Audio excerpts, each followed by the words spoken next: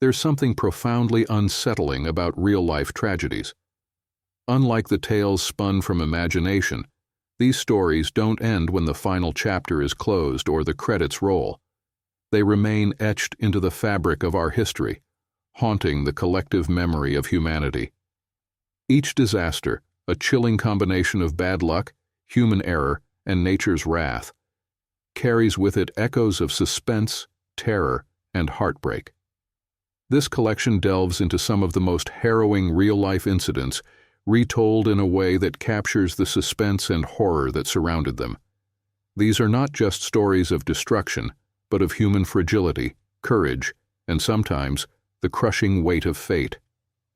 In these moments of unimaginable terror, time seemed to slow, stretching the seconds into an eternity as survivors clung to hope, or watched helplessly as hope slipped through their fingers.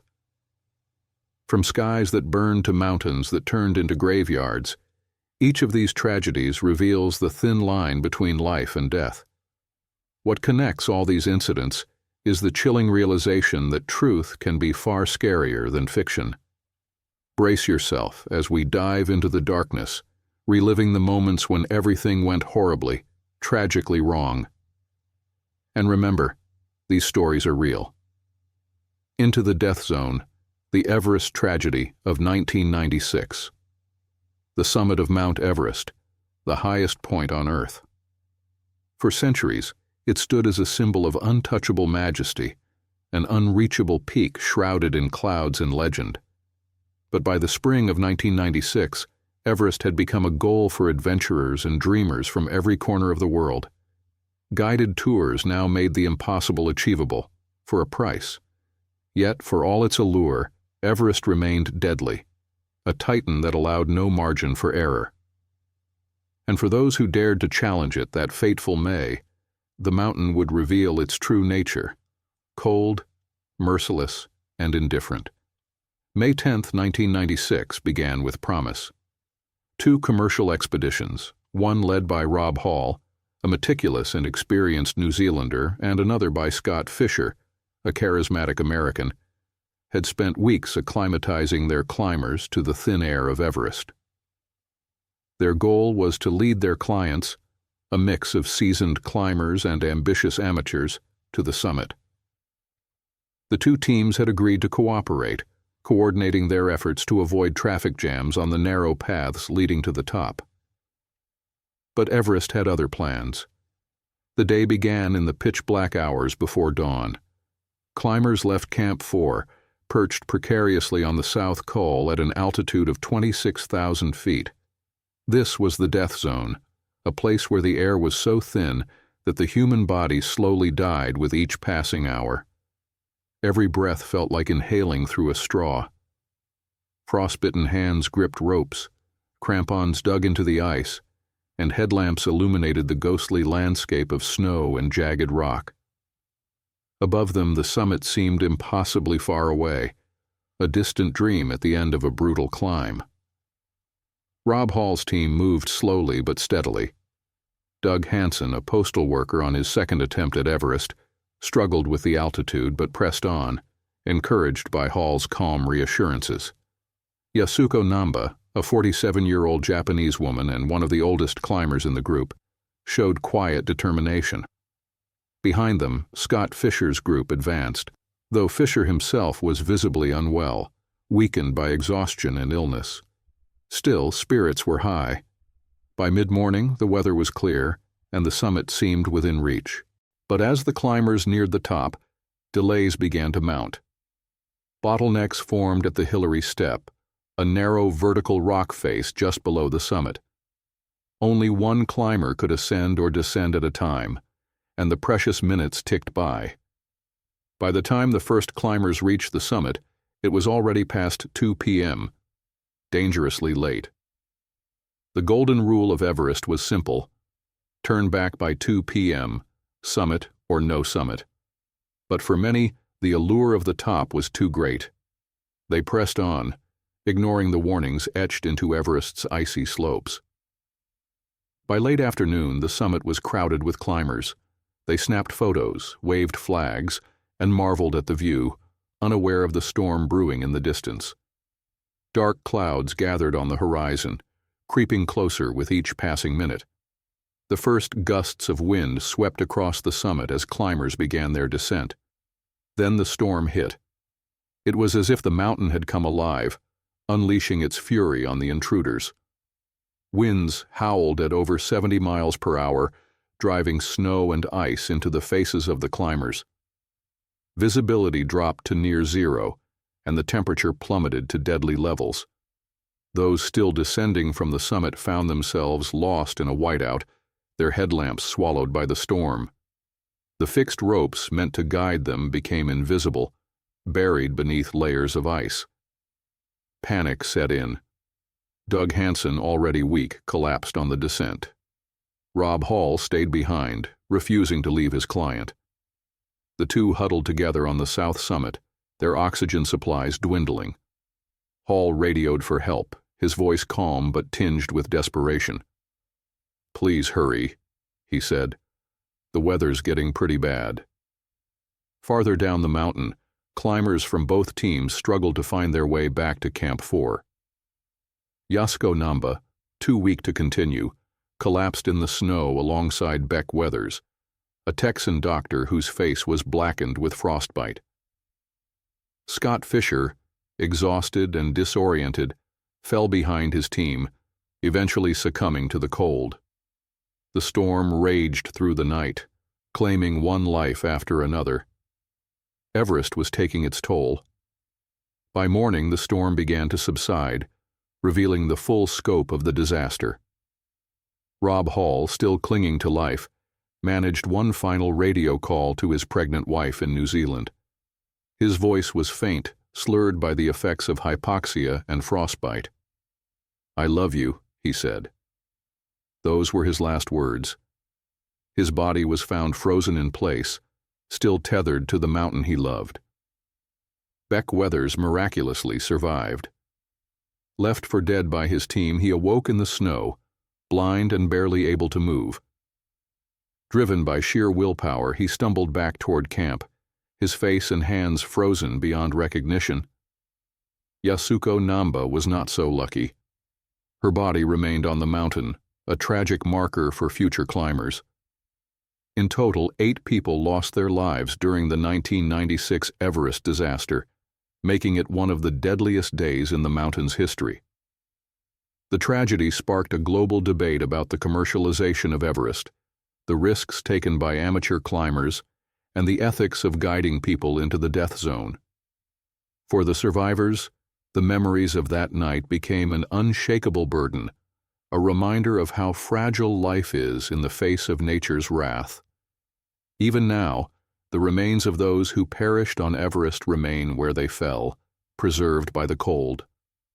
Their frozen forms are a grim testament to the mountain's power, a reminder that Everest is not a prize to be won, but a force to be respected. The tragedy of 1996 lives on in the stories of those who were there, a haunting tale of ambition, sacrifice, and the unforgiving majesty of the world's tallest peak. The night the Titanic sank. It was the evening of April 14, 1912, a date that started like any other and ended in unimaginable tragedy. The Titanic, the largest and most luxurious ship of its time, sailed smoothly through the North Atlantic. It was her maiden voyage, and the world marveled at her beauty, her engineering, and her supposed invincibility. Passengers walked her grand decks, wrapped in the glow of electric light that gleamed against polished wood. Some danced in first-class parlors. Others sat in the smoking rooms, nursing cigars and cognac. Farther below, in the third-class cabins, laughter mingled with the hope of a new beginning. And yet, amidst this celebration of life and luxury, there was an eerie quiet over the open sea, a silence that seemed to stretch for miles, pierced only by the distant hum of engines cutting through the frigid water. At the bridge, Captain Edward J. Smith stood watchful but calm, surrounded by the comforting hum of his officers' chatter. The Titanic had received ice warnings earlier in the day, but the sea was still and glassy with not a single wave in sight. The air was cold, sharp enough to burn the skin if you lingered too long outdoors, but it was a peaceful night. Beneath the surface, however, the icy waters of the Atlantic seemed to bide their time. Somewhere above, a pair of eyes peered into the darkness. Frederick Fleet, stationed in the crow's nest, had only the bitter wind and the black void of the night to keep him company. He scanned the horizon, searching for any sign of danger, though he had no binoculars to aid him. The cost-cutting measures of the White Star Line had ensured that one of the most advanced ships in the world was operating on incomplete equipment. Fleet rubbed his hands together, trying to ward off the creeping cold, unaware that he was staring down the path of destiny. It was 11:40 p.m. when Fleet's pulse quickened. His breath caught as a dark shape began to rise out of the sea ahead, a jagged shadow, blacker than the night around it. He rang the warning bell, 3 sharp tolls that sliced through the quiet. "Iceberg right ahead," he shouted into the speaking tube, his voice a crack of panic that echoed through the bridge. The officers sprang into action, barking orders to turn the ship. The helmsman spun the wheel, the massive rudder groaned, and the engines shuddered as they were thrown into reverse. But the Titanic was no small vessel. It was a city on water, and cities do not turn quickly. For a moment there was a glimmer of hope. The bow began to swing to port, veering away from the iceberg's jagged edge. But it wasn't enough. Beneath the surface, a hidden spur of ice reached out like a claw, scraping and tearing along the starboard hull. For those aboard, the impact was almost imperceptible, a dull vibration, a faint grinding noise that rippled through the ship. Many passengers felt nothing at all. In the first-class lounge, a group of gentlemen paused their game of cards, glancing around briefly before shrugging it off. A steward reassured an elderly couple that everything was fine. But deep below, in the belly of the Titanic, chaos was brewing. The iceberg had ripped through 5 of the ship's watertight compartments, flooding them with icy seawater. The Titanic was designed to stay afloat with up to 4 compartments breached. 5 was one too many. The unthinkable had become inevitable. The ship was doomed. Word spread slowly at first. The officers tried to assess the damage, their voices tight with disbelief. Captain Smith, a man who had spent decades at sea, stood frozen as the architect of the ship, Thomas Andrews, delivered the grim news. The Titanic had only hours to live. Orders were given to ready the lifeboats, but even as they were uncovered and swung into place, a terrible realization settled over the crew. There were not enough boats for everyone on board. On the decks above, the atmosphere was one of confusion rather than panic. Passengers milled about, curious but unconcerned. Few could believe that the mighty Titanic could actually sink. Even when the crew began urging people to don life jackets and board the lifeboats, there was hesitation. In first class, some refused to leave their cabins, unwilling to abandon their jewels or fur coats. In third class, families struggled to navigate the maze of corridors and locked gates that separated them from the upper decks. The band continued to play cheerful tunes, trying to calm the growing unease. But the unease soon gave way to terror. As the bow of the Titanic began to dip lower into the water, the reality of their situation became impossible to ignore. The lifeboats were filling quickly now, but there were still hundreds of people left on deck. The wealthy and the privileged scrambled for space while others stood back, resigned to their fate. Mothers clutched their children, tears streaming down their faces. Husbands kissed their wives goodbye, knowing they would never see them again. By 2 a.m., the Titanic was almost entirely submerged. The lights flickered and went out, plunging the ship into darkness. Those still on board screamed as they clung to the railings, their breath visible in the freezing air. The great ship groaned like a wounded animal, her massive hull breaking apart under the weight of the water. And then, with a final deafening roar, The Titanic split in two. The bow disappeared beneath the waves first, dragging hundreds of people down with it. The stern rose high into the air, hanging there for a moment like some grotesque monument before it too sank into the abyss. Silence followed, an eerie, haunting silence broken only by the cries of those left in the freezing water. Of the more than 2,200 passengers and crew aboard the Titanic, over 1,500 perished that night. Many died of hypothermia in the frigid waters, their bodies floating lifelessly under the starlit sky. The survivors, huddled together in the lifeboats, could do nothing but watch and wait for rescue. Hours later, the RMS Carpathia arrived, pulling the shivering, grief-stricken survivors from the sea. The tragedy of the Titanic would haunt the world for generations.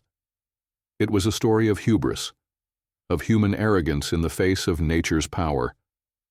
But for those who were there, it was something far more personal, a night of horror, of desperate screams and cold, endless darkness. A night when the unsinkable sank and the ocean claimed its prize. The day Chernobyl became a nightmare. The sky over Pripyat was unusually clear on the evening of April 25, 1986. The town, a quiet settlement built to house workers of the Chernobyl nuclear power plant, was calm, its streets bathed in the pale glow of streetlights. Families settled into their homes, unaware that the world as they knew it would change before the dawn. The Chernobyl power plant loomed on the horizon, a testament to Soviet engineering. It was a monument to progress, a source of pride. But within its concrete walls, something sinister was waiting to be unleashed. The fourth reactor was due for a routine safety test, something that had been delayed for months. It was a simple procedure on paper, a test to simulate a power failure to ensure the plant's safety mechanisms could handle an emergency. The night shift, a skeleton crew led by less experienced operators, took over as preparations began. The senior engineers who might have prevented the catastrophe had long gone home, their warnings unspoken or unheard. In the control room, the air was thick with tension, though no one would admit it. The reactor had been pushed to dangerously low power levels earlier in the day, a violation of its operating protocols.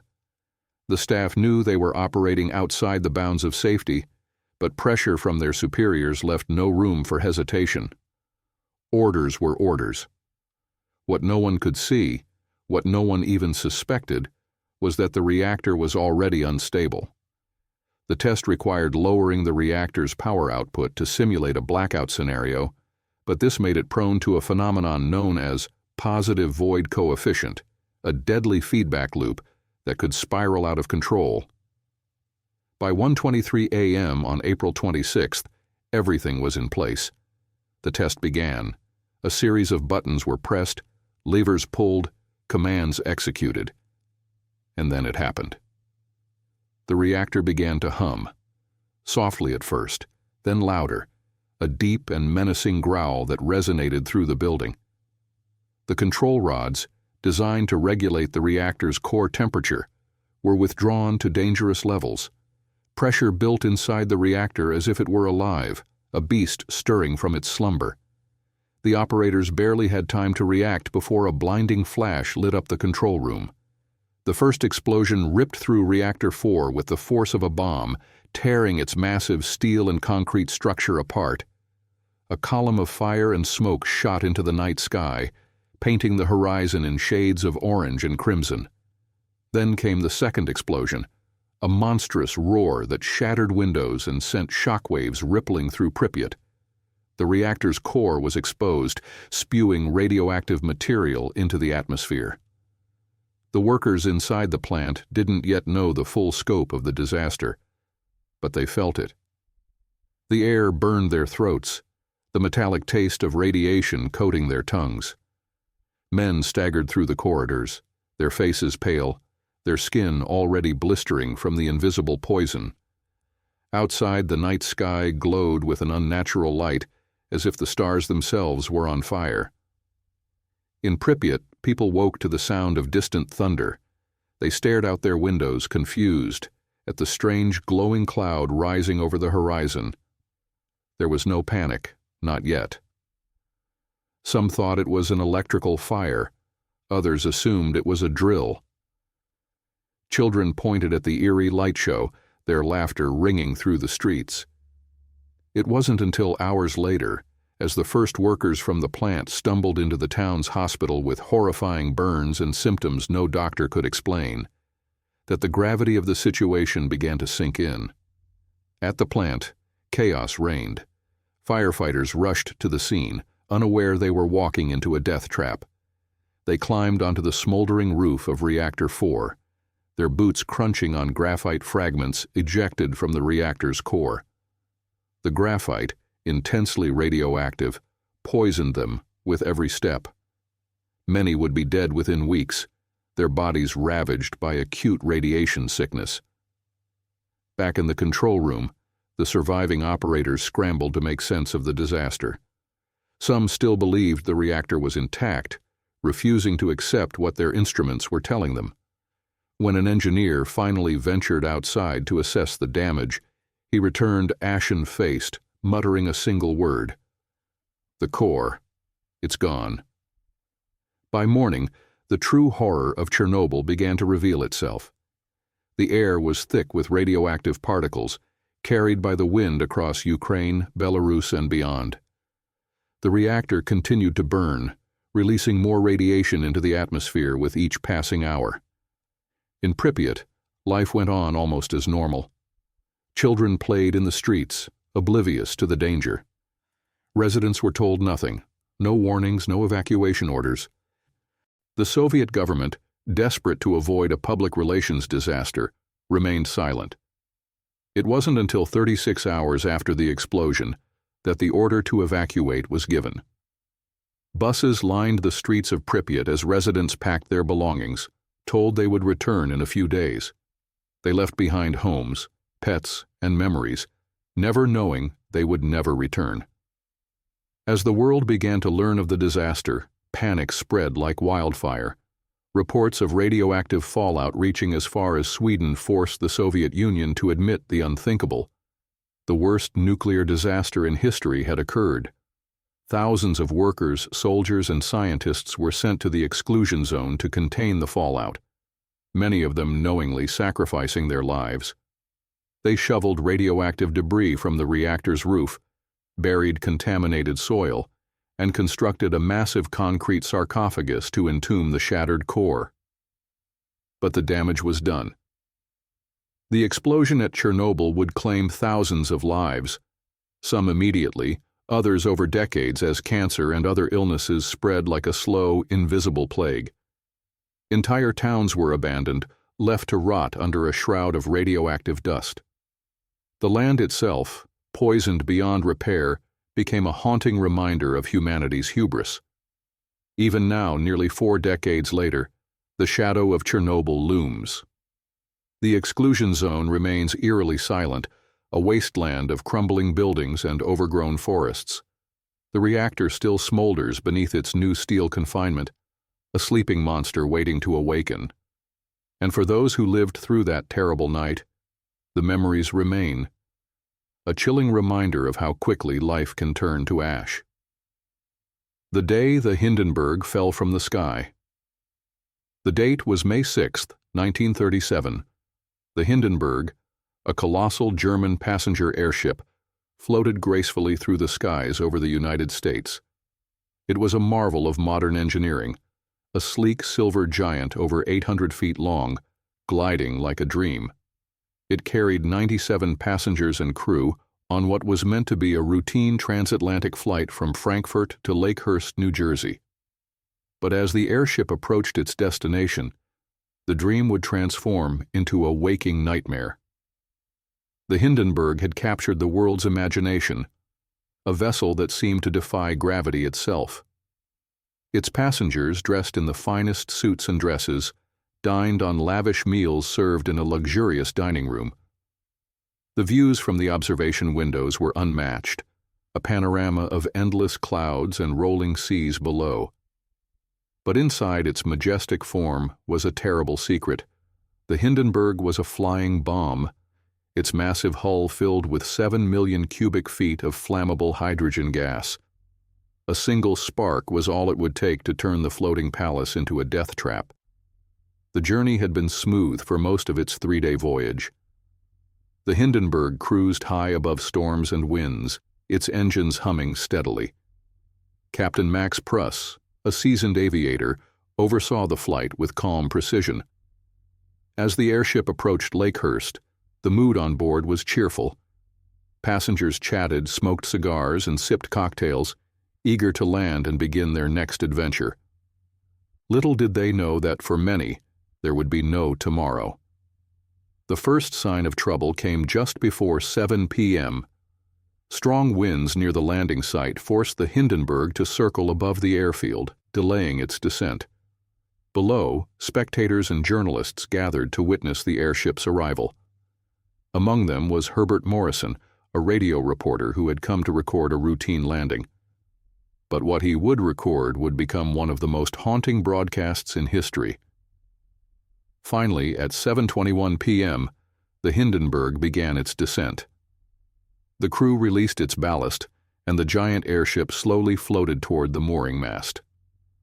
The passengers gazed out the windows, watching as the ground came into view. The crew worked quickly, preparing the ship for landing, tossing ropes down to the ground crew below. Everything seemed normal, until it wasn't. Without warning, a brilliant flash erupted from the top of the ship. Some described it as a spark, others a small flame. In an instant, the spark ignited the hydrogen inside the Hindenburg's hull, and the airship became an inferno. Flames roared through its frame, consuming the silver skin in seconds. The fire spread faster than anyone could react. Passengers who had been standing near the windows screamed as the walls around them burst into flames. The ship, once a symbol of human achievement, was now a burning skeleton plummeting toward the ground. Herbert Morrison's voice, captured in a chilling broadcast, trembled with shock and horror as he described the scene. "Oh, the humanity," he cried, his words punctuated by the sounds of screaming and chaos. The Hindenburg collapsed in a fiery heap, its metal framework twisting and groaning under the intense heat. Within 34 seconds, the majestic airship was reduced to smoldering wreckage. On board, passengers and crew scrambled for their lives. Some leapt from the windows, their clothes and hair aflame. Others were trapped inside as the fire consumed everything around them. Survivors later described the overwhelming heat, the choking smoke, and the deafening roar of the flames. Many were burned beyond recognition, their bodies charred and broken. Miraculously, 62 of the 97 people on board survived, though most were left with scars, both physical and emotional, that they would carry for the rest of their lives. On the ground, the horror was no less profound. The spectators who had come to watch the landing were caught in the path of falling debris and burning fabric. Firefighters rushed to the scene, their hoses spraying water onto the inferno, but there was little they could do. The Hindenburg's remains smoldered long into the night, its once proud form reduced to ash and twisted metal. In the aftermath, the world was left to grapple with the magnitude of the disaster. The Hindenburg had been a symbol of progress, a marvel of modern aviation. Its destruction, captured on film and broadcast around the world, became a haunting reminder of the dangers that lurked behind humanity's greatest achievements. The tragedy marked the end of the airship era, as public confidence in hydrogen-powered dirigibles evaporated overnight. For those who survived, the memories of that fateful day would never fade. They spoke of the unbearable heat, the blinding flames, and the desperate fight to escape the jaws of death. And for the families of the 35 people who perished, the Hindenburg was not just a disaster, it was a personal apocalypse. To this day, the exact cause of the Hindenburg fire remains a subject of debate. Some blame a spark from static electricity, others suspect sabotage. But one thing is certain: May 6, 1937, will forever be remembered as the day the skies burned, and humanity was reminded of its own fragility.